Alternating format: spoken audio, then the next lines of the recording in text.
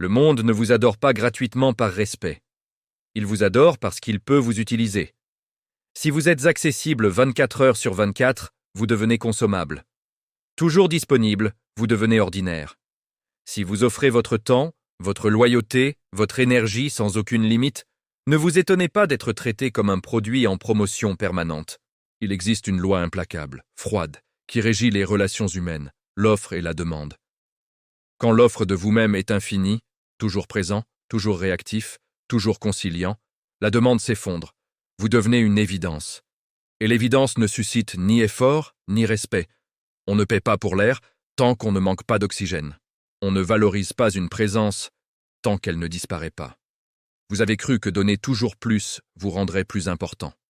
Que votre compréhension, votre flexibilité, votre disponibilité vous placeraient au centre des cœurs. En réalité, cela vous relègue à la périphérie, utile mais jamais précieux, nécessaire mais jamais convoité. Machiavel l'avait compris il y a des siècles. Un prince trop généreux, trop accessible, trop familier, finit méprisé.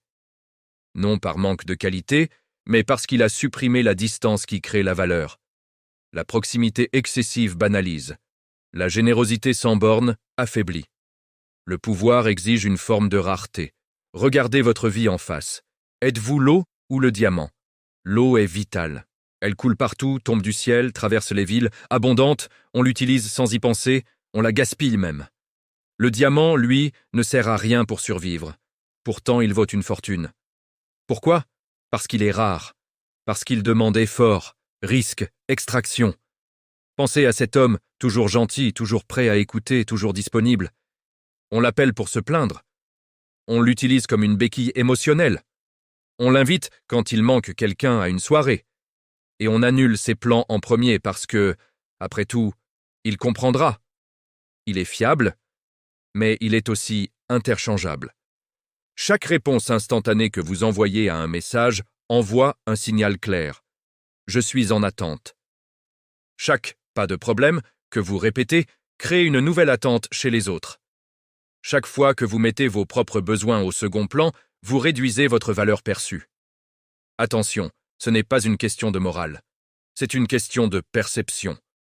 Le cerveau humain a une règle simple. Ce qui s'obtient sans effort est classé comme commun. Pour sortir de ce piège, il faut une transformation, et elle peut être inconfortable. Il faut devenir sélectif. Apprendre à être moins disponible.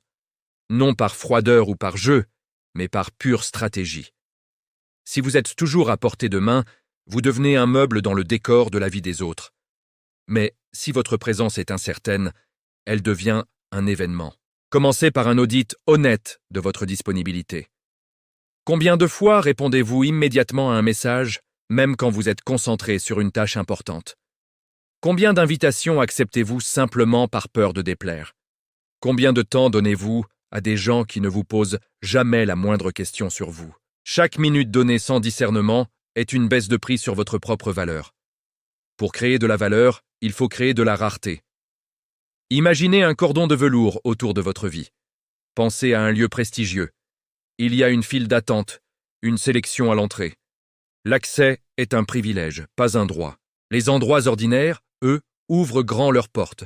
Tout le monde entre, et personne ne ressent de désir particulier d'y être. La barrière ne repousse pas la valeur, elle la crée. Adoptez un nouveau réflexe. Le non d'abord, et le oui ensuite, mais seulement si ça en vaut vraiment la peine. Quand on vous sollicite, marquez une pause. Prenez un instant pour évaluer. Est-ce que cette demande est alignée avec vos objectifs? Est-ce qu'elle respecte votre temps? Le simple fait de ne pas répondre instantanément change déjà toute la dynamique. Vous passez de « en attente » à « occupé ». Qualifiez les gens avant de leur donner un accès total à votre monde. Testez-les sur les petites choses. Respectent-ils les horaires que vous fixez? Tiennent-ils leurs promesses? Celui qui trahit votre confiance sur les petites choses trahira aussi sur les grandes. Contrôlez l'information que vous partagez. Parlez moins, mais parlez mieux. Moins vous dévoilez tout de vous d'un seul coup, plus l'autre devra investir pour vous comprendre, et donc plus il vous valorisera. Le mystère n'est pas un masque, c'est une économie stratégique de soi. Et surtout, maîtrisez vos émotions. La non-réactivité est une arme puissante. Dans n'importe quelle situation, celui qui peut se lever et quitter la table à tout moment, c'est celui qui détient le pouvoir. La vraie force ne vient pas de l'approbation des autres, mais de votre indépendance intérieure. La capacité de pouvoir partir d'une relation, d'un job, d'un cercle d'amis qui vous diminue. Celui qui n'a pas besoin des autres, c'est celui qui fixe les conditions du jeu. Voici le paradoxe final. En cessant de chercher à plaire à tout le monde, vous deviendrez plus attractif. En instaurant des limites claires, vous créerez du respect. En devenant rare, en protégeant votre temps et votre énergie, vous deviendrez précieux. L'eau s'écoule partout, et personne ne la remarque vraiment. Le diamant, lui, repose en silence dans son écrin, et tout le monde le désire. Alors, décidez ce que vous voulez être.